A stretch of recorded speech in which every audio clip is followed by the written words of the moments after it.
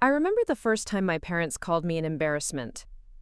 It was a crisp autumn afternoon in Northbridge, a quiet town tucked between rolling hills and old oak trees that always seemed to whisper secrets to those who dared listen. My name is Leona Whitaker, and I have spent the better part of my life pretending their words didn't matter. But deep down they carved lines into my bones, like the branches etching the sky. I was 17, standing on our sagging front porch, cradling a college acceptance letter with a full scholarship to a university 2 states away. My mother, Eleanor, crossed her arms tight over her chest. My father, Gregory, leaned against the railing, jaw twitching like he was chewing on all the things he wouldn't say outright. They didn't see a triumph. They saw a threat, a reason for the neighbors to gossip. "What will people think when they know our daughter has run off?" my mother hissed. "You're just looking for ways to embarrass us." Years later, those words still linger like stale smoke in a closed room. I did run off. I went to university. I graduated top of my class. I married a man I thought would see me for who I was, and instead, I learned he saw right through me.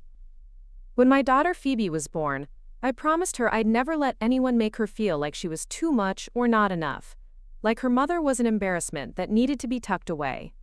I promised her so many things I couldn't keep back then, but life has a way of giving you the same test over and over until you pass it. Phoebe is 12 now, smart, fierce. The kind of girl who raises her hand even when she doesn't know the answer, because curiosity matters more than correctness. We live in a small house not far from the same town I once fled. Funny how you can run so far only to find yourself orbiting the same sun. The difference is, I built this orbit. I painted the walls of her room in colors she chose herself, brilliant purples, mint greens, little constellations painted on the ceiling. Her father, well, that's a story for another day. He decided family life was too heavy a coat to wear through winter, so he shrugged it off and walked away. It's just Phoebe and me now, and I've made it work. I have 3 jobs. I do the books for a local florist, manage inventory at a thrift shop, and run a freelance gig writing grant proposals for nonprofits. I'm good at finding money where people think there's none to be found. Maybe because I know what it feels like to look in the fridge and wonder what you're going to put on the table. The day my parents showed up unannounced was the day the school principal called. I remember it clear as if it were yesterday. I was elbow deep in old blouses at the shop when my phone buzzed. Phoebe's principal, Mrs. Saunders, was a sharp-eyed woman with the kind of smile that made you feel seen but never safe. "Mrs. Whitaker, we'd like to speak with you at your earliest convenience. In person." My stomach sank. I imagined Phoebe in trouble, maybe caught passing notes or daydreaming through math class. But the minute I stepped into the school's main office, I knew this wasn't that kind of meeting. Mrs. Saunders gestured for me to sit. "This is a delicate matter," she said, fingers steepled under her chin. "We have a benefactor, a rather significant anonymous donor, who recently cleared the lunch debts for our entire student body." I blinked. "That's wonderful." I meant it. It was the kind of gesture that could mean the difference between a child eating a warm meal or going hungry. But I didn't understand what this had to do with Phoebe. Mrs. Saunders cleared her throat. "They specifically requested that the funds be used for the scholarship program as well, which means students like Phoebe could attend next year's science camp free of charge." My chest tightened. Phoebe had been begging to go to that camp for months, but we both knew it was out of reach. "That's amazing," I whispered. "But why?" "The benefactor asked to meet you," she interrupted. "They insisted on meeting the parent of the student who inspired their donation." It was like the room shrank around me. "Inspired?" Mrs. Saunders tapped a folder on her desk. "Phoebe's essay. About you, about your sacrifices, your strength." It moved them deeply. For a moment, I couldn't breathe. My daughter, my fierce, bright girl, had written about me? All the nights I stayed up balancing bills, the mornings I packed her lunch with the last of the pantry's offerings. She saw it all. She knew. Before I could say anything, the door swung open, and there they were, my parents. Eleanor's eyes scanned the office like she owned it. Gregory stood behind her, a shadow cast by her ambition. "What is this?" my mother snapped. "Why is my daughter being dragged into some charity spectacle?" Mrs. Saunders rose slowly. "Mr. and Mrs. Whitaker, this is a private meeting." "We're her parents," my father growled. "We have every right to know what she's done now." The way he said it, like I'd set the house on fire instead of giving everything I had for my child. I stood up so fast my chair scraped the linoleum. "This has nothing to do with you," I said. My voice trembled but didn't break. "Phoebe wrote an essay, she told the truth about our life, and someone heard her." My mother's lip curled. "You're an embarrassment, Leona. Always have been. Running around begging for scraps. Now you've dragged your daughter into it." Mrs. Saunders shot me an apologetic glance, but she didn't intervene. I think she wanted to see how I'd handle them, if I'd fold like paper or stand my ground. I looked at my parents, really looked at them, for the first time in years. Two people so afraid of what others thought that they'd rather strangle the truth than breathe it in. "Get out," I said quietly. "You don't get to be here for this." My mother opened her mouth to protest, but I turned my back on her. I faced Mrs. Saunders. "When can I meet the benefactor?" And as my parents' footsteps faded down the hall, I felt something shift inside me. Maybe you can't choose the family you're born into, but you can choose the one you build. One truth, one sacrifice, one brave essay at a time. Before we jump back in, tell us where you're from. If this story moves you, please subscribe. Tomorrow, I have a special story for you. I didn't sleep the night after the meeting with Mrs. Saunders. I sat on the edge of Phoebe's bed, watching her chest rise and fall under the quilt I'd patched so many times the stitches looked like constellations themselves. She slept with her arm flung out, hair tangled across her pillow, a tiny smile ghosting her lips like she was dreaming of something bright and untouchable. Part of me wanted to wake her up, shake her shoulders gently and ask her why. Why write about me? Why paint our struggle in words for strangers to read? But I already knew the answer. Phoebe saw the truth. She always had. The weight I carried on my shoulders never slipped past her observant eyes. She didn't just live in my world. She studied it, pieced it together, and made it her own mission to remind me that it wasn't for nothing. When dawn finally pushed its pale fingers through the curtains, I slipped downstairs and made coffee strong enough to keep my bones from rattling. The kitchen was a patchwork too. Second-hand table, thrifted mismatched chairs, and a tiny vase of dried lavender that Phoebe insisted made the place feel fancy. I pulled my laptop from its hiding place in the bread box, old habit from the days when my ex would storm through demanding to know what I was wasting my time on. Some scars never stop itching. I found the email from Mrs. Saunders, the one with the name of the benefactor's assistant. They'd asked for a meeting in 2 days' time. Somewhere neutral, they said. A cafe downtown, one I'd walked past 1,000 times but never stepped into, because the smell of roasted beans and warm pastries felt like something for other people, people who didn't count pennies. I was still staring at the screen when Phoebe padded in, rubbing her eyes. She wore her favorite flannel pajamas, the ones with faded stars on the cuffs. "Mama," she said, voice still thick with sleep. "Are you okay?" I closed the laptop, smiled. "Come here." She climbed into my lap, all elbows and warmth, her head finding that spot under my chin where she used to curl when she was little. "Did you mean it?" I asked softly. "What you wrote?" She pulled back just enough to look at me. Every word. Tears stung the corners of my eyes, but I didn't let them fall. "You know you don't have to take care of me, right? That's my job." She shrugged, wise beyond her years. "You take care of me, I take care of you. That's how it works." Sometimes I wonder if kids like her grow up faster because they have to, or because they want to shield their parents from the storms they see brewing in the distance. I squeezed her tight, breathing in the scent of her shampoo. "You're going to do amazing things one day, Phoebes." She snorted. "I already did. I got you a meeting with a rich person." I laughed, despite the knot in my chest. "That you did, kiddo. That you did." The next 2 days passed in a blur of double shifts and late nights at the kitchen table, trying to scrub every ounce of fear from my mind. I kept picturing my parents' faces when they barged into the principal's office, like they'd been waiting for me to mess up big enough to justify all their cruelty. But this wasn't a mess. This was something else. A door creaking open, maybe, or a window I'd been too afraid to look through. When the day came, I dressed in my best thrift store blazer and the slacks that still held the faint smell of lavender from the dryer sheets I hoard like gold. Phoebe wanted to come with me, but I kissed her forehead and told her no. This was something I needed to do alone. The cafe was warm, all exposed brick and local art on the walls. It buzzed with a low hum of conversation, the clink of mugs, and the occasional hiss of the espresso machine. I ordered a coffee, small, plain, the cheapest thing on the menu, and found a table by the window. My hands wouldn't stop shaking. I kept them wrapped around the paper cup to hide it. I didn't wait long. A tall woman in her mid-30s approached, her hair pulled back in a sleek ponytail, a leather portfolio tucked under her arm.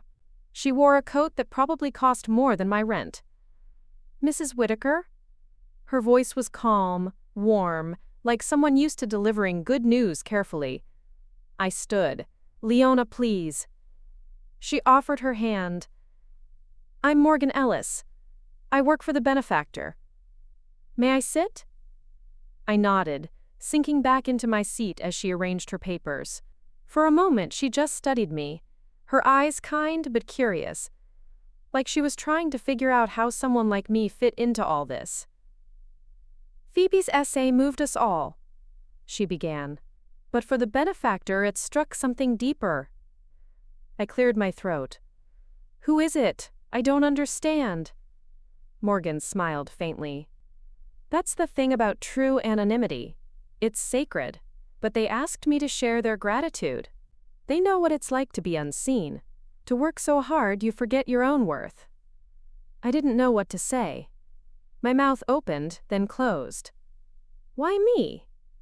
Morgan leaned forward. "Because you've been helping people for years. The grants you write, the programs you fund with scraps of money, they've made a real difference. You're good at lifting others, but you never let yourself be lifted." My throat burned. I wanted to protest, to tell her I didn't do anything special, but her eyes held me in place. "What happens now?" I asked instead. She slid a thin envelope across the table. "They want to offer you a position, full-time, writing for their foundation, a real salary, benefits, stability." The word stability felt like a foreign language on my tongue. I almost laughed, but the sound caught in my throat. "And they want me to keep doing what I do?" Morgan nodded. "But with the backing you deserve. And they want to fund a scholarship in Phoebe's name too. For girls like her, bright, brave, unafraid to speak the truth." The tears I'd been holding back all morning broke free. I pressed a trembling hand to my mouth. "I don't know what to say." "Say yes," Morgan said gently. "Say yes, Leona." Outside the cafe window, the street bustled with people going about their ordinary lives, oblivious to the fact that everything was changing for me, right here in this small corner booth. I thought of Phoebe's face, the way she'd grin when I told her. I thought of my parents, wherever they were, probably still telling themselves I was an embarrassment. Let them. Let them whisper. Let them gossip. I didn't care anymore. I wiped my eyes and nodded. "Yes," I said, my voice stronger than I felt. "Yes." But just as I stood to shake Morgan's hand, the cafe door swung open. A familiar voice cut through the low hum. "Leona? What are you doing here?" I turned, and there they were, my parents, again. They didn't look angry this time. They looked smug. "We need to talk," my mother said, her smile thin and poisonous. "You've been keeping secrets from us?" I clenched my fists under the table. I wasn't the same girl they'd once called an embarrassment. They were about to find that out. I stood there frozen, the heat from my untouched coffee seeping through the thin cardboard cup and burning my palm. Morgan Ellis gave me a subtle, questioning glance, as if she were weighing whether she should excuse herself or stand her ground beside me. But I knew this was my battle to fight. It always had been. My mother took a step closer, her eyes darting to the envelope on the table as though it were something shameful I'd been caught with. My father loomed behind her, a permanent scowl on his face, arms crossed so tightly across his chest that his knuckles turned white. He always did that when he felt powerless, clutched himself like a vice would hold him together. "How did you find me?" I asked, my voice surprisingly calm given the panic that rippled through my ribs. My mother let out a brittle laugh. "This is a small town, Leona. Word gets around when you're flaunting yourself at fancy cafes." Flaunting myself. I wanted to laugh too. I glanced at Morgan, who looked deeply unimpressed. She shifted the portfolio under her arm and cleared her throat, but my mother barreled on. "We need to talk, privately," she added, shooting Morgan a pointed look. "This doesn't concern strangers." "Actually," Morgan said evenly, "it does concern me, and more importantly, it concerns Leona. So whatever you need to say, you can say it now, or you can leave." My mother's nostrils flared. She turned back to me. "We know what you're up to. You're dragging our family name through the mud. That essay Phoebe wrote? People are talking. They think we neglected you, that we were terrible parents. Do you know how that makes us look?" There it was. Not anger about me struggling. Not shame about how they'd treated me. Just their own reflection, and how it looked to everyone else. "I didn't make Phoebe write that essay," I said, my voice quiet but steel-edged. "She wrote it because it was true." My father sneered. "Truth? You think airing your dirty laundry in public is the truth? You've always wanted pity, Leona.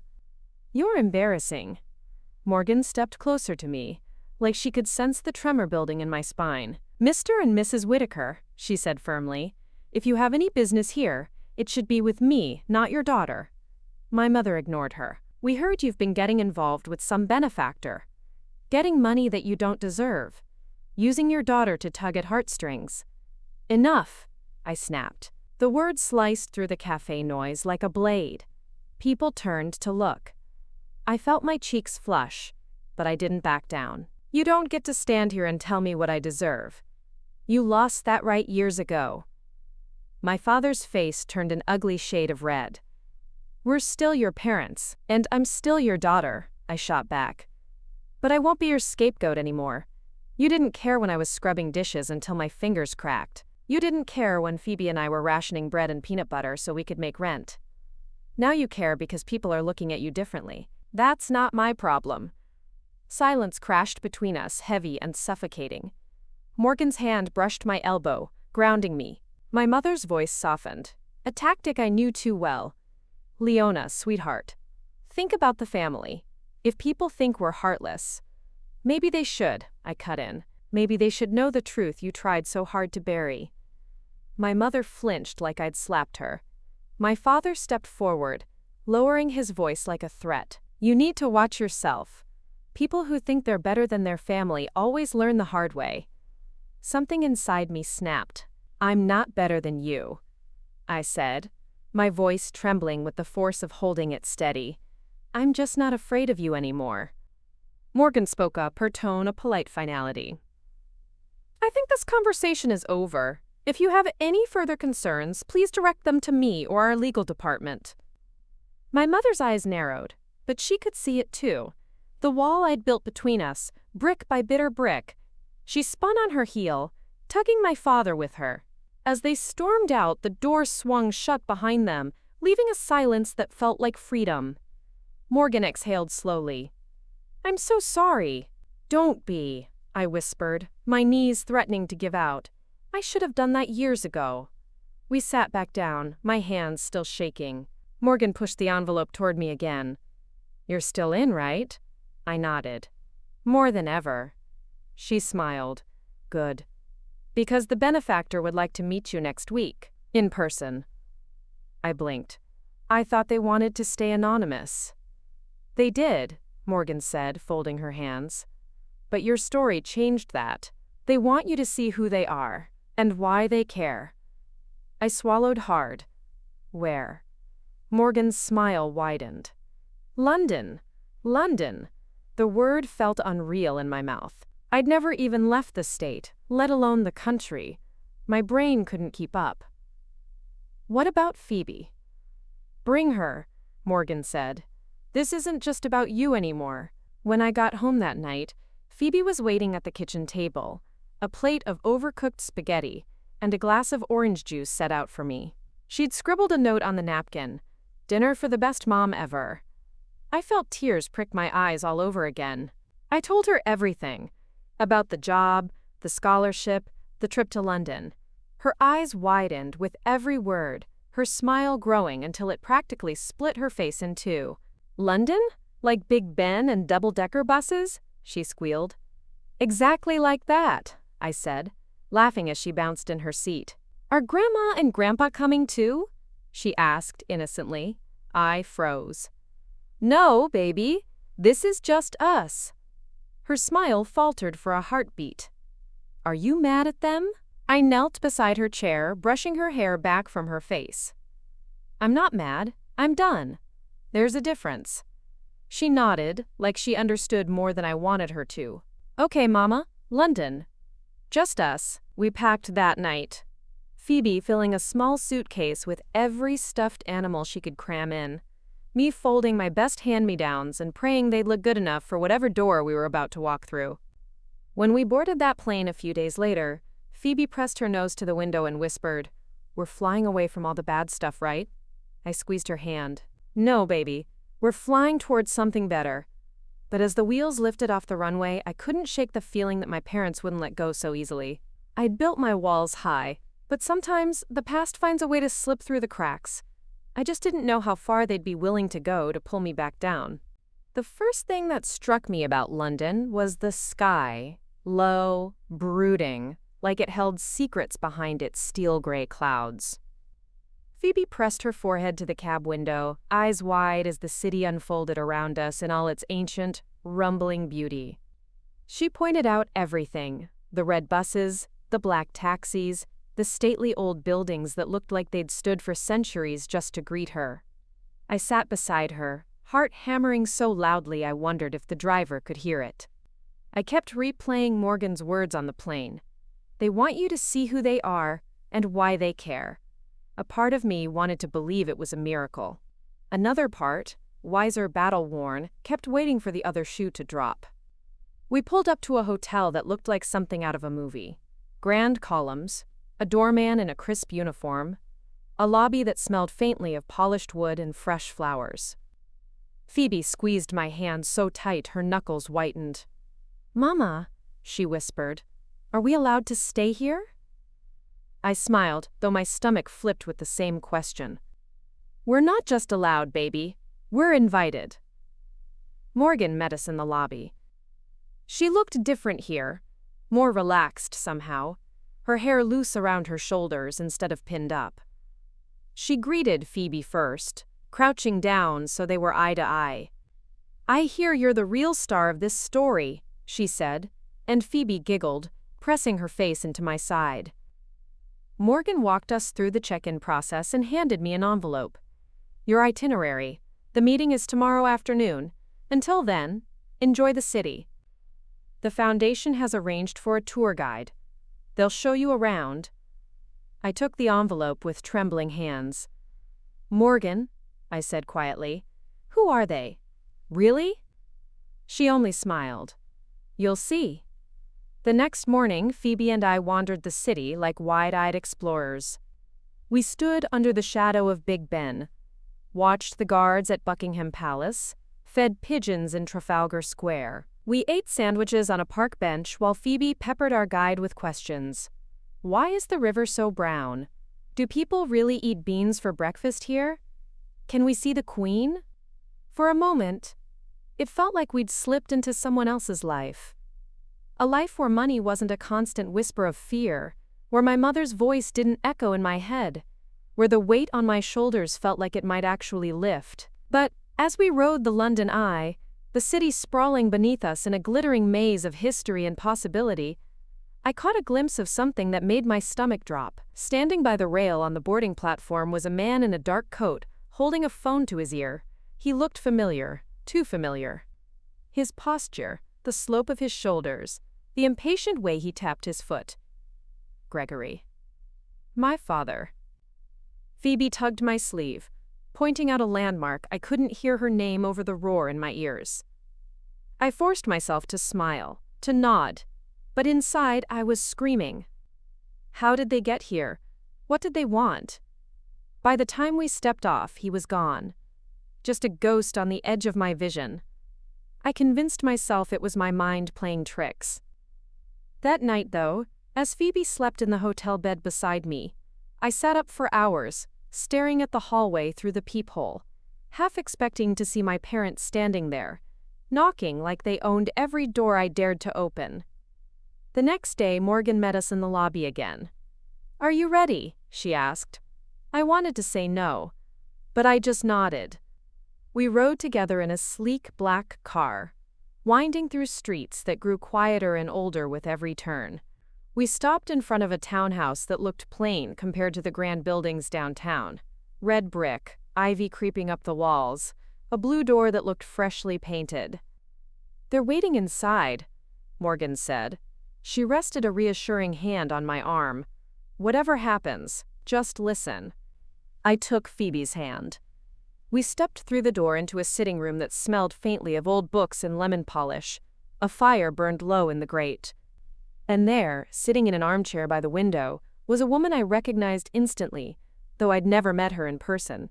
Her name was Eleanor Walsh, a philanthropist, a legend in nonprofit circles.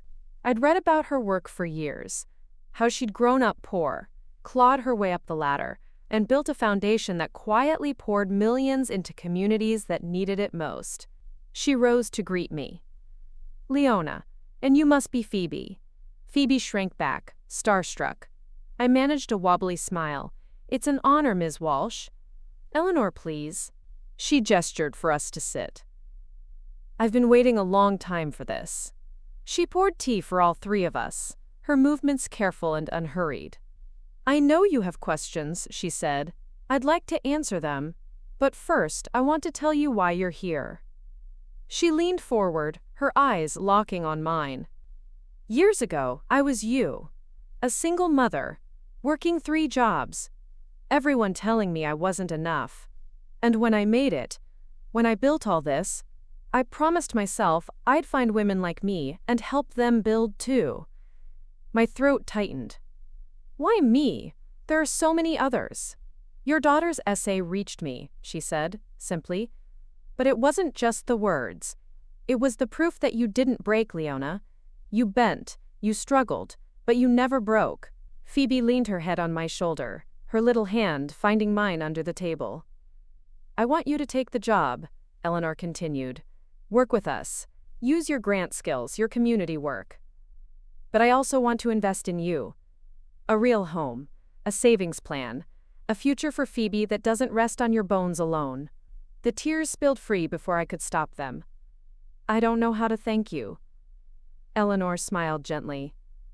"You already have. Just promise me one thing. When you're strong enough, you find someone like you. And you lift her up too." I nodded, swallowing the sob that threatened to choke me. "I promise." The moment felt surreal. This woman I'd admired from afar, now sitting across from me like an older version of myself, offering me not charity, but a bridge to something bigger. We talked for hours about plans and paperwork, about Phoebe's schooling and my work. I felt like I'd stepped into a dream I hadn't dared to dream. But even as hope bloomed in my chest, a chill lingered in my bones. The ghost of my parents in London, the look in my father's eyes. A storm was brewing, I could feel it. As we left, Eleanor hugged me tight. "It won't be easy," she whispered. "But you're ready." I believed her. I wanted to believe her. Outside, as we stepped back into the waiting car, Phoebe squeezed my hand. "Mama, are we safe now?" I kissed her forehead. "We're safer than we've ever been." But as the car pulled away, I glanced back at the townhouse, and standing half-hidden behind a tree across the street was my mother, her eyes fixed on me with a fury that promised she wasn't done yet. The days after meeting Eleanor Walsh felt like living in a bubble made of spun glass, beautiful, fragile, and always threatening to shatter if I breathed too hard. Phoebe and I spent our final morning in London, wandering through museums, the kind she'd only ever seen in books. She pressed her nose against glass display cases, eyes wide as ancient relics whispered stories of survival through centuries of dust and decay. I wondered if one day she'd stand in a room like this and tell someone my story. Our story. And make it sound as impossible as these treasures locked away behind velvet ropes. When we landed back home, the reality of it hit me in waves. The same cracked sidewalks. The same peeling paint on our little house. But this time, the air felt different. I felt different. In my bag was an official offer letter with a salary that would pay every bill and leave something left over for once. Morgan had given me a look when I asked if it was real. "It's real," she'd said. "It's yours." Phoebe ran straight to her room, pulling out her notebook to write down everything she remembered about London. I watched her from the doorway, marveling at how a 12-year-old could hold so much light, even when the world around her felt dark. I should have felt nothing but hope. But late that night, as I scrubbed the travel grime from the kitchen counter, a heavy knock rattled the front door. I froze. My mind spun with worst-case scenarios. Was it my landlord? An unexpected bill? Someone from the foundation with bad news? I wiped my hands and opened the door just enough to see them standing there. My parents? They looked out of place on my sagging porch, my mother's coat pristine, and my father's shoes polished so bright they caught the porch light. For a heartbeat I wondered if they'd come to apologize, if maybe, just maybe, the distance and the harsh words had cracked something open inside them. "What do you want?" I asked, voice flat. My mother's smile was sharp enough to draw blood. "Invite us in, Leona, we need to talk." Every cell in my body screamed no. But Phoebe's footsteps thudded behind me. She poked her head around the doorframe. "Grandma? Grandpa? What are you doing here?" My mother's face softened, but her eyes stayed cold. "Hello, darling. We missed you." I stepped aside, letting them in, because the alternative was a fight I didn't want to wage in front of my daughter. They sat stiff-backed at the kitchen table, hands folded like they were guests at someone else's pity party. "You've been busy," my father said, his tone casual but his eyes scanning the counters, the peeling linoleum, the battered fridge held together with duct tape. "Why are you here?" I asked again. My voice cracked on the last word. Phoebe stood by my side, her small hand curling into mine. My mother leaned forward, her voice low and conspiratorial. "We know about the job, the money, the foundation. You think you can shut us out, but you can't, Leona. You're our daughter. We're family." I barked a laugh. "Family? You called me an embarrassment. You told me I'd never amount to anything." My father flinched but recovered quickly. "You were young then. We were strict because we wanted the best for you." "No," I said, my voice stronger this time. "You were cruel because you were afraid." My mother sighed dramatically. "Listen to me, Leona. People are asking questions. The neighbors. Your old teachers. They want to know how you managed this. It reflects on us." "I don't care what they think," I shot back. "But we do," my father said, his voice like gravel. "And you should too. You owe us." "I owe you nothing," I spat. "Get out of my house."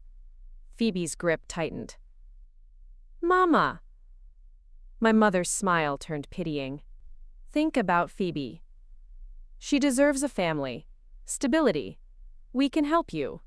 "No," I cut in. "You want control. And you're not getting it." My father slammed his palm on the table. "This is bigger than you." He glanced at Phoebe. "You want to ruin her life too? Keep her from her grandparents?" Phoebe looked up at me, her eyes wide and scared. I knelt beside her, my voice soft but fierce. "Baby, you get to choose whose family. Do you want them here?" She shook her head so fast it made my heart break. "No." I stood up, every part of me trembling. "You heard her. Get out." My mother rose slowly, gathering her purse like she was leaving a charity gala instead of a battlefield. "You'll regret this, Leona. You think you're so strong now, but you'll need us one day." "No," I said, "I won't." They left, their footsteps echoing down the porch steps like distant thunder. I sank to the floor, Phoebe climbing into my lap, her arms wrapped tight around my neck. "Are they gone forever?" she whispered. I kissed her hair. "They can't hurt us anymore." But even as I said it, a chill crawled up my spine. Because I knew my parents. They weren't done. They never were. The next morning, I met Morgan at the Foundation's new local office, a sunny building with big windows and potted plants in every corner. It felt like hope made tangible. We sat in her new glass-walled office as she went over my contract, the benefits, the projects I'd be leading. I tried to focus, but my mind kept drifting back to the look on my mother's face as she'd walked away. "Are you okay?" Morgan asked. I forced a smile. "I will be." Halfway through, she handed me a stack of letters, applications for a new community grant program. "Read these," she said. "Choose 3 you'd like to fund first." I spread them out on the desk, my eyes skimming over the handwritten pleas from women like me, single mothers, struggling students, people clawing their way out of generational debt. It felt right. It felt like the life I'd fought for was finally within reach. Then my phone buzzed. One text. "You think you've won. Watch your back, Mom. Asterisk, asterisk." My blood ran cold. I looked up at Morgan, my hands trembling. "I need to tell you something." We talked for an hour. About my parents, their threats, the way they'd shown up unannounced in London. Morgan listened, her eyes darkening with each detail. "You're safe here," she said firmly. "If they push, we push back, legally if we have to." I nodded, trying to believe her, but the seed of dread was already rooted deep. When I got home, Phoebe was waiting with a hand-drawn sign taped to the door. Asterisk, "Welcome home, best grant lady ever." Asterisk. I laughed through tears as she dragged me inside, peppering me with questions about my first day. I made her favorite dinner, mac and cheese with cut-up hot dogs, and we curled up on the couch watching cartoons until she drifted off in my arms. I carried her to bed, tucking her in under the quilt that held our history in every stitch. I stood there for a long time, watching her sleep, the text from my mother playing on repeat in my mind. I wanted to believe I could outrun the shadows. But as I lay awake that night, the creak of the floorboards, the groan of the old pipes, every sound felt like a warning. They were coming for me, and I'd have to fight harder than ever to protect the fragile world I'd built. This story took us a long time. If you like it, subscribe. Now back to the story. The morning after my mother's text felt like standing on the edge of a frozen lake, the ice thin and cracking beneath my feet. I went through the motions, packed Phoebe's lunch, checked her homework, tied her hair back into its neat ponytail, but my mind was elsewhere. Each scrape of the butter knife, each zip of the lunch bag, felt like it echoed in the cavern of my worries. Phoebe, bright-eyed as ever, watched me carefully. "Mama," she said, her voice soft but sure. "You don't have to worry. You have me." It broke me a little, hearing her say that. She shouldn't have to be the brave one, but she was. I kissed her forehead, pulling her into a hug that smelled like toast and soap and her strawberry shampoo. "You're my best thing, Phoebe Whitaker. Never forget that." At the Foundation office, I tried to lose myself in work. There were files to read, grants to approve, meetings with small-town organizers who reminded me so much of myself that sometimes it hurt. Morgan could sense my tension, though. She called me into her glass-walled office that afternoon, gesturing for me to close the door behind me. "Your mother called the Foundation," she said bluntly. My stomach dropped. What did she want? "Information. Access. She said you'd given her power of attorney." Morgan's eyes flashed with irritation. "She tried to spin some story about you being mentally unstable, that you're funneling money where you shouldn't." I choked out a bitter laugh. "She's grasping at straws. I never gave her anything." "We know," Morgan said. "We handled it. But you need to know. She's pushing. If she can't get to you through us, she'll find another way." I sank into the chair across from her. "I don't understand why they can't just let go." Morgan leaned forward, her voice gentler now. Some people hate to see the thing they built try to stand on its own. You outgrew their version of you. It terrifies them. The next week passed in a haze. The new job was a lifeline, but my parents were like barnacles clinging to the hull of a ship I was desperate to keep afloat. I started seeing them everywhere. A glimpse of my mother's coat outside Phoebe's school, my father's car parked across the street from our tiny house. I stopped sleeping. I triple-checked the locks. I taught Phoebe what to do if they ever tried to corner her at school. Find a teacher. Call me, don't go with them. Ever. One night I woke to the sound of gravel crunching outside my window. Heart hammering, I peeked through the curtains. My parents stood at the edge of the yard, half hidden by the hedges. They didn't move when I flicked the porch light on. They didn't flinch when I opened the front door and stepped out into the cold. "What do you want?" I hissed into the darkness. My mother's voice carried across the space between us. "Come home, Leona. We can fix this." "There's nothing to fix," I shot back. "I'm not yours to control anymore." My father's voice was a low growl. "Then you leave us no choice." The next morning I went to Morgan. "They were outside my house," I said, my hands trembling as I wrapped them around a mug of tea I couldn't drink. "They're watching us." Morgan didn't hesitate.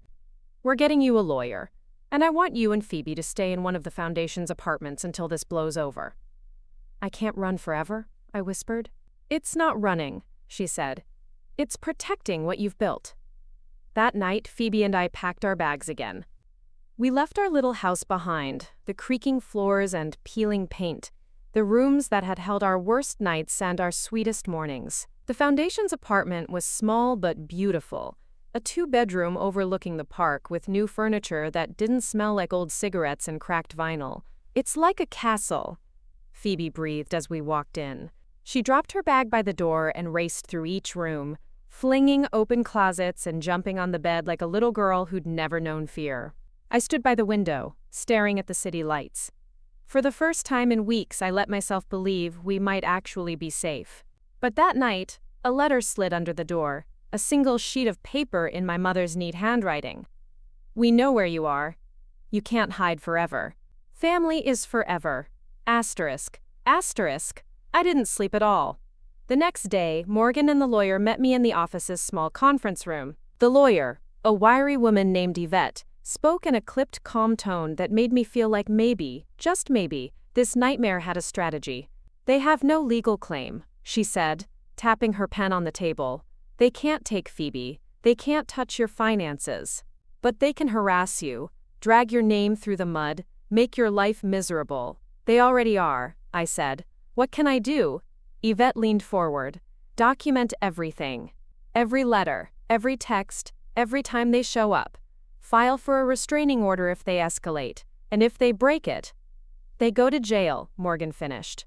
The word jail made me sick to my stomach. I didn't want revenge. I wanted peace. But peace, it seemed, was something you had to fight for. After the meeting, I walked home through the park with Phoebe. She skipped ahead, twirling in the falling leaves, her laughter ringing out like a bell that chased the shadows away. I wanted to bottle that sound, to keep it in my pocket for every dark moment ahead. "Mama," she said when we reached the apartment, "when all this is over, can we go back to London?" I knelt beside her, brushing a leaf from her hair. "One day, baby. Somewhere new. Somewhere safe." She nodded, her eyes wide and wise. "Good, then they can't find us." I held her close, my chest aching with a mix of pride and sorrow that only mothers understand. Because she was right. They would keep trying to find us, to pull us back into the shadows. But we had something they didn't. We had each other. We had a new family, one we chose, one that lifted us instead of burying us. The next morning, I woke to an email from Eleanor Walsh herself. She wanted to meet. Alone. A chill ran down my spine as I read her words. "Leona, I believe you need to hear something in person. Come to my townhouse tonight. Bring nothing but your questions. Asterisk, asterisk. Questions. I had 1,000 of them." I glanced at Phoebe still sleeping, her mouth open in a soft snore, and I promised myself I'd bring back answers that would finally set us free. Eleanor Walsh's townhouse looked just as it had the first time I'd stepped through its blue door. Warm light spilling onto the stoop, ivy clinging to old bricks like a secret kept close. But tonight, as I stood on her front step clutching the strap of my worn purse, it felt different. The invitation in her email was clear. Come alone, bring nothing but questions. So that's what I did. I knocked once. The door swung open almost immediately, as if she'd been waiting just inches away. Eleanor looked tired, her silver hair pulled into a loose twist, a soft cardigan draped over her shoulders. She gestured me inside without a word. We settled into her sitting room, the same faint smell of lemon polish and old books wrapping around me like a blanket. She poured tea for both of us, hands steady despite the storm I could see brewing behind her eyes. "You're worried," I said, breaking the silence. "I can feel it." Eleanor studied me for a moment, then nodded. "I wanted you to hear this from me first. I need you to know what we're up against." I braced myself as she pulled a folder from the side table and laid it between us. Inside were pages, printouts of emails, photos, letters. At the very top was my mother's name. "Your parents have hired someone," Eleanor said. "A private investigator. He's digging into you, me, the foundation. He's trying to paint a picture of fraud and manipulation." My stomach twisted. "But there's nothing to find. We're not doing anything wrong." "It doesn't matter," she said softly. "People like your mother don't need truth. They need leverage. They'll twist any scrap they can find." I closed the folder with trembling hands. "So what do we do?" Eleanor's eyes softened. "You keep doing the work. You stay visible. You let the community see what you're building. Darkness hates light, Leona, and you are light." A bitter laugh escaped my lips. "It doesn't feel that way." She leaned forward, her hand covering mine. "When I was your age, I had an aunt who told me, never let them make you small enough to fit inside their box. I didn't understand it then. But I do now. They want you small. You refuse." We talked for hours, trading stories that wove our lives together in threads I hadn't known we shared. She told me about her first fundraiser in a church basement, about the betrayals and broken friendships that had tried to sink her. She told me about the daughter she'd lost, something so raw I could barely breathe as she spoke. By the time I left her house, the sky had split open, rain soaking my coat as I stepped back onto the street. I pulled my phone from my pocket, the screen lighting up with missed calls. 1 from Morgan, 3 from an unknown number I didn't need to guess about. My parents. I silenced it, tucking the phone away as I trudged back to the apartment. Phoebe was waiting up for me, curled under the blanket on the couch, a half-finished drawing spread across her knees. "Mama," she whispered when I walked in, "did you find out the answers?" I crouched beside her, brushing damp hair from her forehead. "I did. The answer is that they can't take us back. They can try, but they won't win." She nodded sleepily, her eyelids fluttering shut. "Good. Then you can win instead." That night, I barely slept. I sat by the window, watching the city breathe in the rain, and replayed Eleanor's words over and over. "They want you small. You refuse." The next morning, I walked into the foundation office with my chin lifted higher than I felt. Morgan greeted me with her usual steady warmth. "How did it go?" she asked. "It's going to get worse before it gets better," I said. "But I'm ready." She squeezed my shoulder. "Good, because you have a speech to write." I blinked.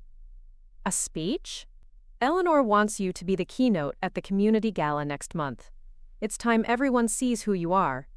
Not just the benefactor. Not just a name behind grant approvals. You—" Panic flared in my chest. "I can't do that." "You can," Morgan said firmly, "and you will."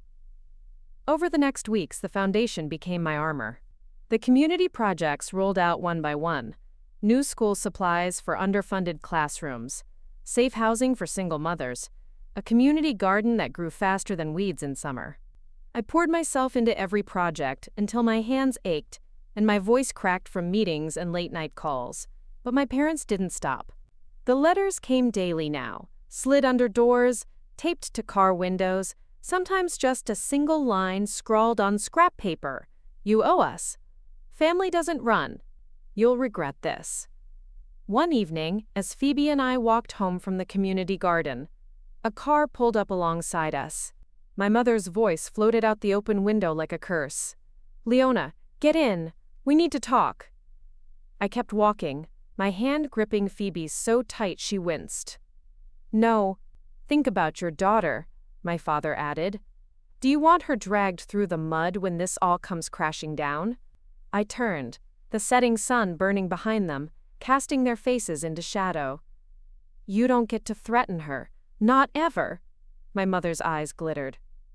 "We made you. We can break you." Phoebe tugged my sleeve. "Mama, let's go." So we did.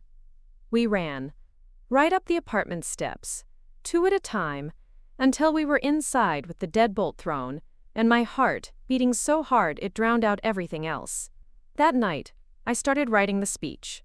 Each word felt like a shield, hammered into shape by every insult they'd ever thrown, every door they'd slammed in my face, every time they called me an embarrassment.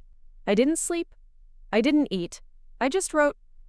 The day of the gala came too soon.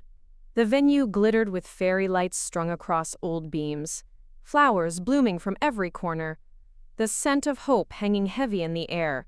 Phoebe clutched my hand backstage, her tiny fingers cold and clammy. "You got this," she whispered. "You always do." When they called my name, I stepped into the light. The crowd fell silent. And for the first time in my life, I didn't shrink. I didn't make myself small. I spoke about community, about sacrifice, about the lies families tell when they're too afraid to admit they've failed you. I spoke about my parents, without names, but with every truth they'd tried to bury. I spoke about Phoebe, my bright star, my reason for every fight. By the time I finished, there were tears in more eyes than mine. They stood and clapped and clapped and clapped. When I stepped down, Morgan caught me in a hug so tight it squeezed the breath from my lungs. "You did it," she whispered. "They can't touch you now." But when we got home, a single envelope waited on our doorstep. Inside was a photo, me on stage, Phoebe at my side, our faces circled in red marker, and 3 words scrawled across the back. "It's not over." The photo with the words "It's not over" haunted me for days. I tucked it into the back of my desk drawer at the foundation's office, but every time I opened that drawer, it felt like the red circles around our faces glowed brighter, a warning I couldn't outrun. I wanted to burn it, to shred it into pieces so tiny my parents could never piece them together again.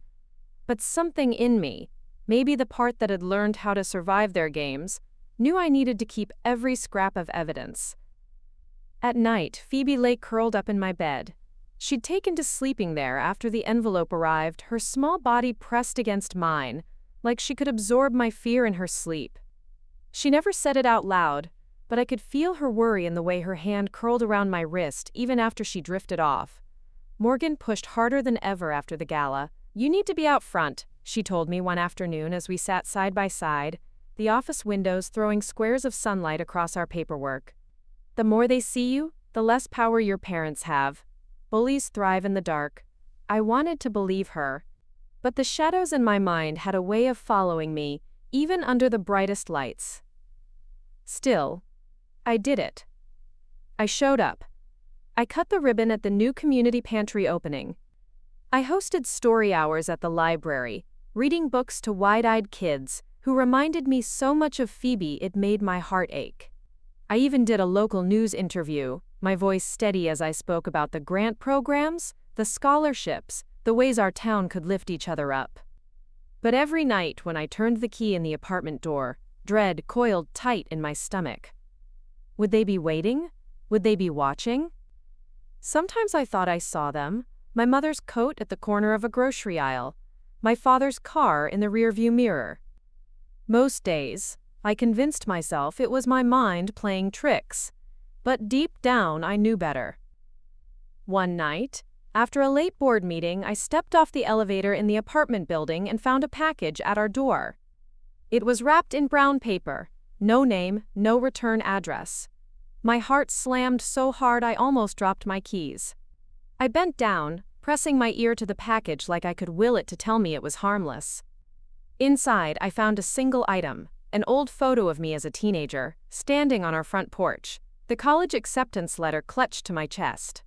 On the back, in my mother's perfect cursive, "You always thought you were better than us. Asterisk, asterisk." That night, I didn't sleep at all. I sat at the kitchen table with every scrap of evidence spread out in front of me. Texts, letters, photos. The paper smelled faintly of stale air, and something bitter I couldn't name. I wrote everything down in a notebook. Dates, times, places. It felt like building a fortress, one detail at a time. Phoebe came in, rubbing her eyes. She climbed into my lap without saying a word, her head resting on my shoulder. "I'm scared," she whispered. I kissed her temple. "Me too, but I promise you I won't let them hurt us." The next day, I took it all to Yvette, our lawyer. She flipped through the photos with an expression that made me feel like maybe, just maybe, the fortress would hold. The photo with the words "It's not over" haunted me for days. I tucked it into the back of my desk drawer at the Foundation's office. But every time I opened that drawer, it felt like the red circles around our faces glowed brighter, a warning I couldn't outrun. I wanted to burn it, to shred it into pieces so tiny my parents could never piece them together again. But something in me, maybe the part that had learned how to survive their games, knew I needed to keep every scrap of evidence. At night, Phoebe lay curled up in my bed. She'd taken to sleeping there after the envelope arrived, her small body pressed against mine like she could absorb my fear in her sleep. She never said it out loud, but I could feel her worry in the way her hand curled around my wrist, even after she drifted off. Morgan pushed harder than ever after the gala. "You need to be out front," she told me one afternoon as we sat side by side, the office windows throwing squares of sunlight across our paperwork. "The more they see you, the less power your parents have. Bullies thrive in the dark." I wanted to believe her, but the shadows in my mind had a way of following me even under the brightest lights. Still, I did it. I showed up. I cut the ribbon at the new community pantry opening. I hosted story hours at the library, reading books to wide-eyed kids who reminded me so much of Phoebe it made my heart ache. I even did a local news interview, my voice steady as I spoke about the grant programs, the scholarships, the ways our town could lift each other up. But every night when I turned the key in the apartment door, dread coiled tight in my stomach. Would they be waiting? Would they be watching? Sometimes I thought I saw them. My mother's coat at the corner of a grocery aisle, my father's car in the rearview mirror. Most days I convinced myself it was my mind playing tricks, but deep down I knew better. One night, after a late board meeting, I stepped off the elevator in the apartment building and found a package at our door. It was wrapped in brown paper, no name, no return address. My heart slammed so hard, I almost dropped my keys. I bent down, pressing my ear to the package like I could will it to tell me it was harmless. Inside, I found a single item, an old photo of me as a teenager, standing on our front porch, the college acceptance letter clutched to my chest. On the back, in my mother's perfect cursive, "You always thought you were better than us. Asterisk, asterisk." That night, I didn't sleep at all. I sat at the kitchen table with every scrap of evidence spread out in front of me. Texts, letters, photos. The papers smelled faintly of stale air and something bitter I couldn't name. I wrote everything down in a notebook. Dates, times, places. It felt like building a fortress, one detail at a time. Phoebe came in, rubbing her eyes. She climbed into my lap without saying a word, her head resting on my shoulder. "I'm scared," she whispered. I kissed her temple. "Me too. But I promise you, I won't let them hurt us." The next day, I took it all to Yvette, our lawyer. She flipped through the photos with an expression that made me feel like, maybe, just maybe, the fortress would hold. "We're filing for a protective order," she said. "They've crossed the line from harassment to threats. We'll get you security at the apartment. And if they come near you again, they'll be arrested." The word arrested still made my stomach churn. They were my parents, for better or worse. But when I looked at Phoebe, her big eyes watching me from the waiting room, the word felt less like a threat and more like a promise. A few days later, the judge granted the protective order. I stood in court, Phoebe's small hand in mine, as my mother glared at me from across the room. Her eyes burned with a fury I hadn't seen since I was 17, when I'd told her I was leaving for college no matter what she said. My father wouldn't even look at me. His jaw clenched so tight I wondered if it would crack under the strain. Afterward, Morgan treated Phoebe and me to ice cream. We sat on a bench outside the tiny shop, the summer air thick with the hum of crickets and distant laughter. For a moment, it felt normal. Safe. "They can't come near us now, right?" Phoebe asked, her voice sticky with melted chocolate. "Right," I said, forcing a smile. "They can't hurt us anymore." But that night, the cracks in my fortress yawned wide. I woke to a tap at the window. Soft, deliberate, like knuckles drumming on my skull from the inside out. I jolted upright, heart pounding, but when I looked, there was nothing there. No shadow, no movement. Just the city lights blinking far below. A week later, Morgan called me into her office. "Sit," she said, her voice tight. "What's wrong?" She slid a stack of papers across her desk. "Your parents have filed a motion. They're trying to claim you're unfit. They want visitation rights with Phoebe." The words hit me like a slap. "They can't." "They can try," Morgan said, "but they don't have a leg to stand on."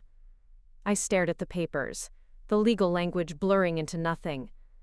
"They're not going to stop, are they?" Morgan's eyes softened. "Not until they realize they've lost. And they will, Leona. They already have." But fear has a way of rooting itself deep. That night, as I tucked Phoebe into bed, she looked up at me with her sleepy, serious eyes. "If they take me, will you come find me?" My heart cracked open. "Baby, they will never take you. Ever." She nodded, satisfied, and drifted off, with her hand still in mine. A week later, I stood in front of another judge. Yvette argued for us like her life depended on it. My parents sat on the other side of the courtroom, their lawyers smirking like this was just another game to win. When the judge ruled in my favor, denying every motion, every demand, I felt the weight lift just a little, but as we left the courthouse, I caught my mother's eyes. There was no defeat in them, only something colder, something that made my skin crawl. At home, I found another letter. This one was shorter than the rest. "One day, she'll hate you too. Asterisk, asterisk." I crumpled it in my fist, standing in the kitchen with the city humming outside our window. For the first time, I let myself believe it. They would never stop, but neither would I. Phoebe came up behind me, wrapping her arms around my waist. "Mama, can we make pancakes tomorrow?" I turned, pressing my forehead to hers. "We can make pancakes every day if you want." She grinned. "Good, 'cause pancakes make everything better." And in that tiny moment, I realized she was right. Small moments, small joys, they were our strongest weapons. The next morning, we made a mountain of pancakes. We ate them on the living room floor, syrup dripping onto old blankets, our laughter loud enough to drown out the ghosts tapping at our window. It wasn't over, but neither were we. For the first time in weeks, our apartment felt like ours again. Safe, warm, wrapped in the smell of pancakes and Phoebe's giggles that echoed through every room. But beneath the sticky sweetness of syrup and the sound of cartoons playing in the background, I felt it. That quiet hum of dread vibrating in my bones like an old alarm clock. I couldn't switch off. I spent my days buried in work at the foundation, building grant proposals, meeting with donors, visiting every new project we funded. I loved the feeling of putting something good into the world, like every hour spent fighting for others stitched up a wound my parents kept trying to tear open. Morgan and Yvette stayed close, watching over me like sentries. But there were cracks even they couldn't seal. It was little things at first. The neighbor down the hall said she'd seen an unfamiliar car idling in the parking lot late at night. A letter arrived with no return address, just an old photo of Phoebe riding her bike in our driveway, circles drawn around her head in that same red ink. When I showed Morgan, she pressed her lips together, her knuckles going white around the paper. "They're trying to scare you," she said. "Don't let them." I wanted to believe her. But fear has a way of seeping into the cracks of your confidence, spreading like water under a door. The gala speech I'd given a month before kept working its magic.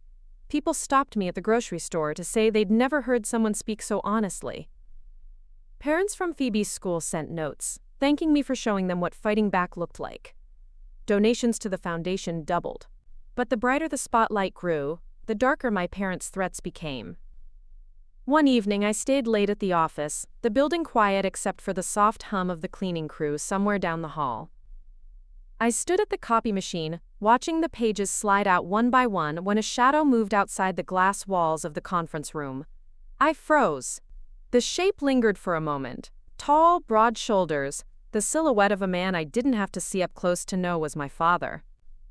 I stepped closer to the glass, heart hammering. But when I flung open the door, the hallway was empty. Just the low buzz of the vending machine and the echo of my own breath bouncing off the walls. That night I lay awake with Phoebe curled beside me, her soft snore the only thing keeping me tethered to the present. I replayed Eleanor's words from weeks ago. "They want you small, you refuse." So I did. I refused. But refusing doesn't erase the fear, it just teaches you how to live with it. 2 days later, Morgan called a staff meeting. She stood at the front of the conference room, her phone in her hand, her jaw clenched so tight I could see the muscle twitch under her skin. "We received a tip," she said, her voice sharp as broken glass. "Your parents have filed another suit. They're claiming you're funneling foundation money for your own benefit." The room fell silent. I felt the heat creep up my neck. "That's ridiculous," I said. "I haven't done anything wrong." "We know," Morgan said. "But they're trying to create doubt. If they can't take you down through Phoebe, they'll take down everything you've built." Yvette was already in motion, snapping open her laptop, her fingers flying across the keyboard. "We'll kill this before it starts," she said. "But they want you rattled." "Don't give them what they want." I nodded. But later, when I walked out to my car, I found a note tucked under the windshield wiper. Mine, asterisk. "One day, they'll see who you really are, asterisk, asterisk." I crumpled it up and shoved it deep into my bag, like I could bury it in the pit of my stomach and never feel it again.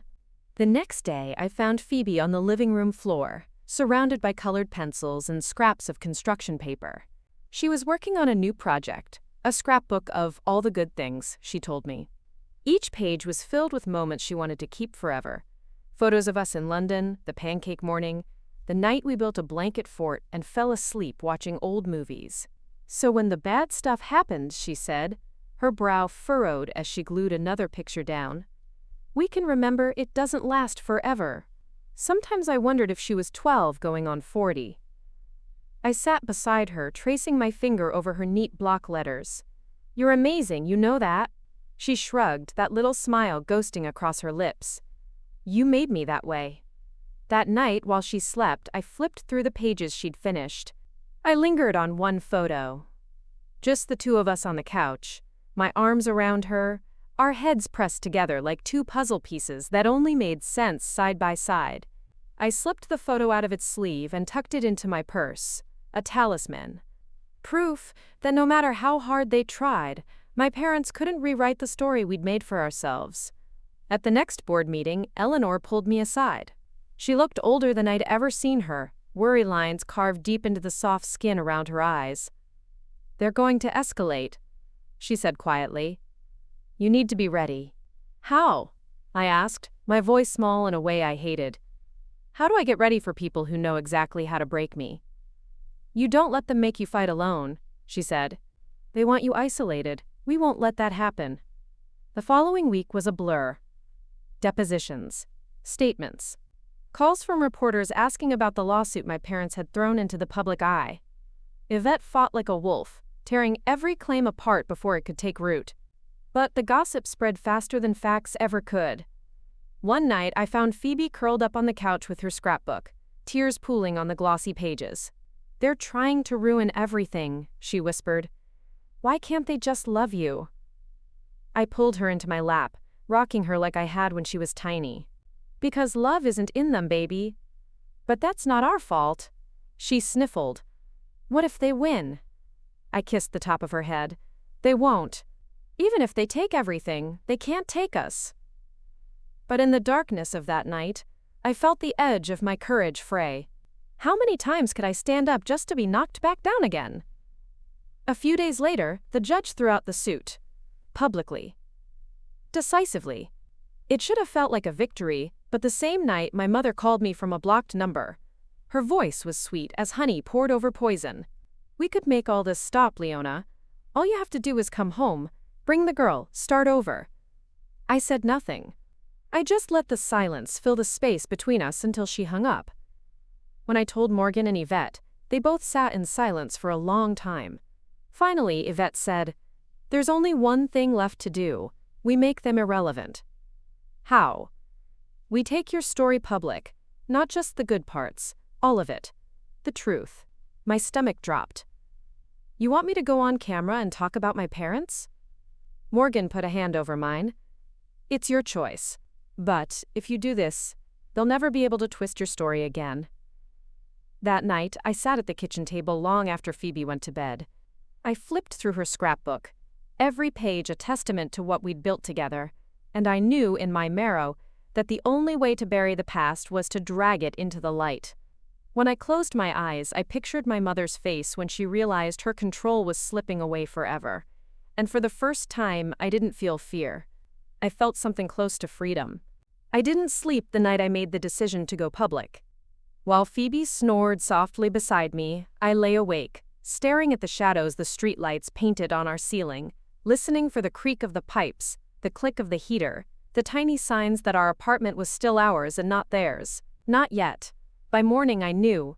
If I didn't take back my story now, it would keep poisoning every part of my life until it swallowed the future Phoebe and I were trying so hard to build. So when I stepped into the foundation office that morning, I felt a strange stillness in my bones, like the calm before a hurricane that would blow the rotting pieces away, leaving only what mattered. Morgan was already waiting for me in her glass-walled office, 2 cups of coffee steaming on her desk. She gave me a long, searching look. "Are you sure?" "I'm sure," I said. "Let's do it." The next week blurred into planning. Eleanor put her full weight behind me, opening doors I hadn't known existed. The local station was eager for an exclusive, but she insisted we aim bigger. Regional news, online outlets, even a podcast series about rebuilding your life when your family is the thing that keeps trying to break you. It felt surreal. My voice, my pain, my hope, packaged into sound bites and pre-interview notes. I hated it, but I knew why it mattered. Phoebe watched it all from her spot at the kitchen table, coloring her good things scrapbook. Every so often she'd look up and say, "You got this, Mama," like she was my anchor to the version of myself that wasn't afraid. The night before the first interview aired, I couldn't eat. I paced the apartment until the floors seemed to groan with the weight of my fear. Eleanor called late. Her voice the steady hand on my shoulder. I didn't know I needed. "They can't twist what you speak out loud," she reminded me. "Truth has a way of killing secrets." I wondered if my parents felt the same storm brewing. If they were watching their control slip like water through their fists. I hoped so. When the segment aired, Phoebe and I sat on the couch with popcorn. She insisted we make "For Luck." The host was kind, guiding me through questions about the foundation, about surviving poverty, about being a mother when you'd never really had one yourself, and then, gently, about my parents. I told the truth. How they'd mocked my ambition, shamed me for dreaming too big, tried to bend me back into the small, obedient version of myself that made their world easier to live in. I spoke about the threats, the letters, the nights I lay awake counting every crack in the ceiling because I was too scared to close my eyes. And I spoke about Phoebe, how she'd given me the courage to break the cycle, how her little hand in mine was the only thing that ever made me feel like I was exactly enough. When it ended, Phoebe turned to me, her eyes wide. "You're not scared anymore." I laughed through the knot in my throat. "I'm still scared, baby. But fear isn't the boss of me." The days that followed were a whirlwind. Donations to the foundation tripled. I was stopped in the street by people I didn't know. Mothers, daughters, even grown men with eyes rimmed red who whispered, "Thank you for saying what I couldn't." I never knew how to answer them, so I just hugged them, hoping they'd feel the warmth I was trying so hard to grow. But my parents weren't done. One evening, as I unlocked the apartment door after a long day, an envelope fluttered to the floor. Inside was a single Polaroid, Phoebe at school, laughing on the playground. On the back, in that same neat cursive, it said, "Everyone sees you now, so do we." Asterisk, asterisk. Morgan and Yvette went pale when I showed them. They doubled the security at our building. A guard now sat in the lobby every night. Phoebe and I moved to the Foundation's guest apartment for a week while they swept ours for any sign of break-ins or bugs. Nothing. My parents were careful like that, just enough to scare me, never enough to get caught. During those long nights in the unfamiliar guest room, Phoebe would crawl into my lap, her little voice trembling against my chest. "They can't take me, right?" I held her so tight, I thought my ribs would crack. "No, baby. Not ever." When the podcast interview dropped, it was even more raw than the TV spot. I talked about how you carry old wounds in your marrow, how they show up when you're packing lunches, paying bills, building a home for your child that you never had for yourself. I told them about standing in my kitchen at 17, acceptance letter in hand, while my mother's voice rang in my ears. "You're an embarrassment." The host asked me what I'd say to that girl now, if I could stand beside her on that sagging porch. I didn't even have to think. "Run," I said. "Run and don't look back. And when they try to follow, slam every door they left open in you." The episode went viral. People called, emailed. Strangers slipped envelopes under our door with gift cards for groceries, notes that said, "Your story is mine too." For the first time, the fortress I'd built didn't feel like it was made of fear. It felt like it was built out of all the other people who'd decided they wouldn't shrink anymore either. But even hope can't stop the past from pounding on your door. One rainy night, as Phoebe and I sat on the couch with our pancakes for dinner tradition, there was a knock at the door. Not the polite kind. A hard, sharp hammering that rattled the cheap frame. I froze. Phoebe's fork clattered to the plate. "Mama," she whispered, "don't open it." But I had to. I crossed the living room, every step like dragging my feet through wet cement. I peeked through the peephole. My mother's face, pale and angry in the hallway light, filled my vision. "Leona," she hissed through the door. "Open this door now." "No," I said, loud enough that Phoebe could hear me stand my ground. "You're not welcome here." She pounded again, her voice sharp enough to cut. "You think you're better than us now? You think these people love you? They don't. They'll turn on you like we did." I rested my forehead against the door, my voice trembling but clear. "Leave, before I call the police." Silence. Then footsteps retreating down the hall, each one echoing off the walls like the final slam of a coffin lid. Phoebe ran to me, her arms wrapping around my waist. "You did it!" You told her no. I buried my face in her hair, breathing in the scent of syrup and shampoo, and something I hadn't felt in years. Safety, even if it was just for tonight. That weekend, I got an email from Eleanor. "I want you to come speak at the next major fundraiser," she wrote. "Tell them how you fought. Tell them what you built. Show them what resilience looks like when it has a name." I stared at the words until they blurred. Resilience. For so long, I'd thought it meant surviving. Now I realized it meant living in spite of the people who'd tried to bury you. Phoebe leaned over my shoulder, reading the email. "Are you going to do it?" I looked at her, my tiny, fierce girl who'd always been my reason. Yeah, baby, I am. And for the first time in my life, I didn't just believe I deserved this story. I knew I'd earned every word of it. The morning of the fundraiser dawned gray and restless, the sky pressed low over the city like a hand refusing to let go. I stood at the apartment window, coffee cooling in my hands, watching the street below for any sign of the familiar car, the one my parents drove when they wanted me to remember they were always close.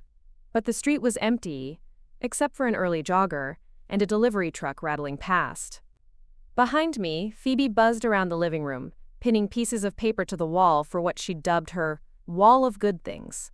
She'd drawn us holding hands under a giant rainbow, our stick figures grinning like they knew every storm would end eventually. "Mama," she said, tugging at the hem of my blouse, "can you help me hang this one?" I looked down at the drawing she held up, a picture of me on stage, microphone in hand, big letters above my head that read, "I am not small." My throat burned. "Where'd you learn that?" "You," she said. "From your speech. You said you won't let them make you small. So I drew it. So you don't forget." I hugged her, burying my face in her hair. She smelled like crayons and hope, a mix I wanted to bottle and carry everywhere. At the foundation office, Morgan was waiting, a garment bag draped over one arm. "Eleanor sent this," she said. "She said if you're going to stand up there, you're going to feel like you belong there." I unzipped it and let out a soft laugh. The dress was simple but beautiful. Midnight blue, soft fabric that felt just right. Not fancy enough to feel like a costume, but strong enough to feel like armor. "You ready?" Morgan asked. "No," I admitted, "but I'm going to do it anyway." The gala was held in a refurbished train station, glass chandeliers throwing fractured light over 100 tiny tables, where people in tailored suits sipped wine and whispered about grant allocations and impact metrics. I stood behind the heavy velvet curtain backstage, clutching Phoebe's tiny hand. She wore a dress that matched mine, her hair pulled back with little silver clips that sparkled under the stage lights. "Are you nervous?" she asked, squeezing my fingers. "Terrified," I said, and we both giggled. "But being scared doesn't mean we don't do the thing, right?" She shook her head solemnly. "Nope. Being scared means you're about to do something brave." When the host announced my name, the room fell silent. I could hear my heartbeat echo in my ears as I stepped into the light. Eleanor sat front and center, her eyes shining with something like pride. Morgan nodded at me from the edge of the stage. And beyond the bright spotlight, I let myself believe there was a world where my parents weren't lurking in the shadows, where they couldn't twist my truth anymore. The morning of the fundraiser dawned gray and restless. The sky pressed low over the city like a hand refusing to let go. I stood at the apartment window, coffee cooling in my hands, watching the street below for any sign of the familiar car, the one my parents drove when they wanted me to remember they were always close. But the street was empty except for an early jogger and a delivery truck rattling past. Behind me, Phoebe buzzed around the living room, pinning pieces of paper to the wall for what she'd dubbed her wall of good things. She'd drawn us holding hands under a giant rainbow, our stick figures grinning like they knew every storm would end eventually. "Mama," she said, tugging at the hem of my blouse, "can you help me hang this one?" I looked down at the drawing she held up, a picture of me on stage, microphone in hand, big letters above my head that read, "I am not small." My throat burned. "Where'd you learn that?" "You," she said. "From your speech. You said you won't let them make you small. So I drew it. So you don't forget." I hugged her, burying my face in her hair. She smelled like crayons and hope, a mix I wanted to bottle and carry everywhere. At the foundation office, Morgan was waiting, a garment bag draped over one arm. "Eleanor sent this," she said. "She said if you're going to stand up there, you're going to feel like you belong there." I unzipped it and let out a soft laugh. The dress was simple but beautiful. Midnight blue, soft fabric that felt just right. Not fancy enough to feel like a costume, but strong enough to feel like armor. You ready? Morgan asked. No, I admitted, but I'm going to do it anyway. The gala was held in a refurbished train station, glass chandeliers throwing fractured light over 100 tiny tables, where people in tailored suits sipped wine and whispered about grant allocations and impact metrics. I stood behind the heavy velvet curtain backstage, clutching Phoebe's tiny hand. She wore a dress that matched mine, her hair pulled back with little silver clips that sparkled under the stage lights. Are you nervous? She asked, squeezing my fingers. Terrified, I said, and we both giggled. But being scared doesn't mean we don't do the thing, right? She shook her head solemnly. Nope, being scared means you're about to do something brave. When the host announced my name, the room fell silent. I could hear my heartbeat echo in my ears as I stepped into the light. Eleanor sat front and center, her eyes shining with something like pride. Morgan nodded at me from the edge of the stage. And beyond the bright spotlight, I let myself believe there was a world where my parents weren't lurking in the shadows, where they couldn't twist my truth anymore. I started with our story, mine and Phoebe's, the nights we rationed bread, the time we taped the windows shut because we couldn't afford to fix the draft, the way people looked at us like we were a cautionary tale instead of two people clawing their way back to life. Then I told them about the threats. The letters, the Polaroids slipped under our door. I didn't name my parents. I didn't have to.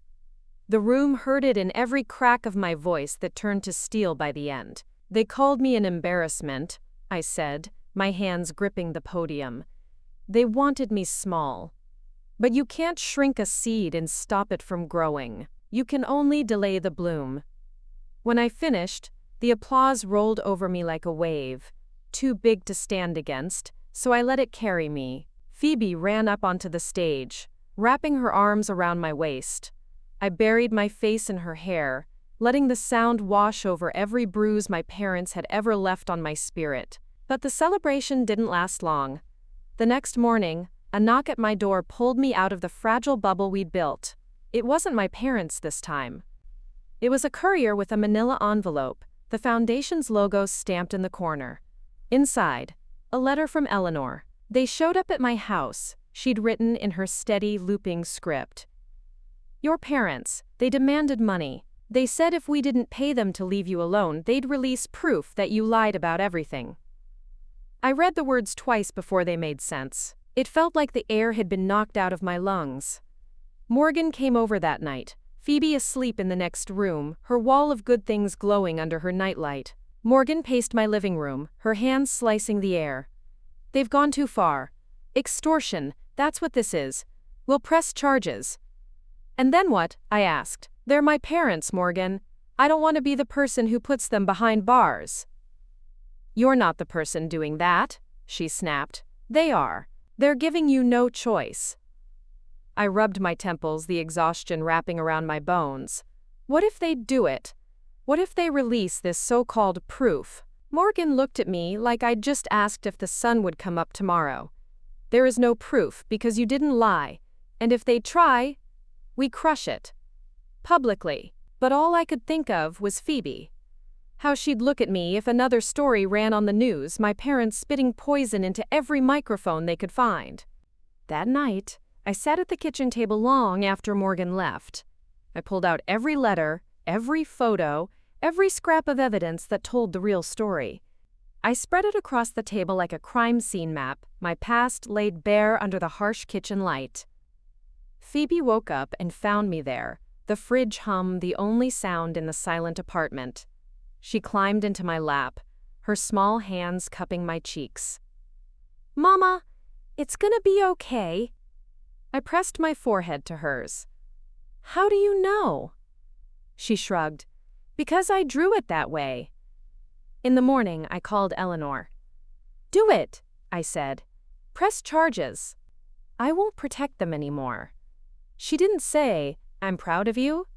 She didn't have to. I heard it in the quiet strength of her voice as she told me the next steps.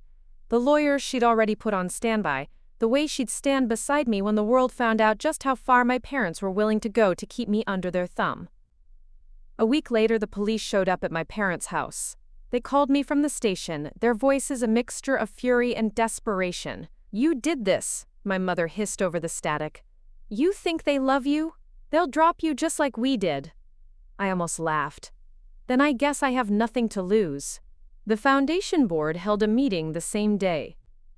Eleanor stood up in front of everyone, her voice steady as she explained the charges, the extortion attempt, the harassment that had dogged me for months.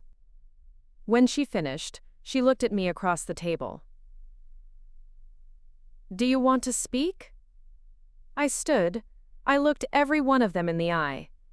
I am not my parents' shame. I am not the story they keep trying to tell. I'm the story I've written.